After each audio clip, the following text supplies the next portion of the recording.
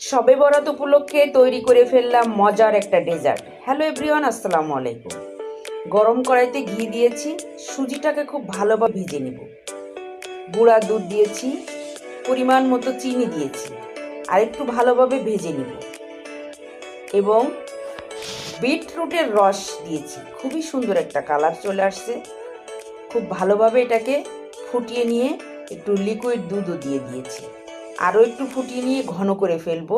তারপরে ঘি দিয়েছি, আর একটু ঘন হয়ে আসলে এটা একটি বলে নিয়ে খুব ভালোভাবে চেপে চেপে এটাকে বসিয়ে দিব। তারপরে 10 মিনিট নর্মাল ফ্রিজে রেখে আমি একটা ক্ষীর তৈরি করে নিব।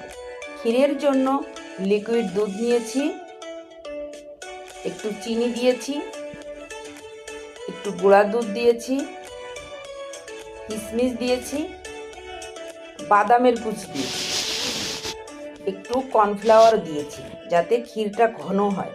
ঘন হয়ে আসলে ক্ষীরটা সুজির উপরে দিয়ে দিব। খুবই মজাই ছিল ডেজার্টটা। ঠান্ডা হয়ে আসলে এটাকে পরিবেশন করব। সবাই ভালো থাকবেন। আল্লাহ হাফেজ।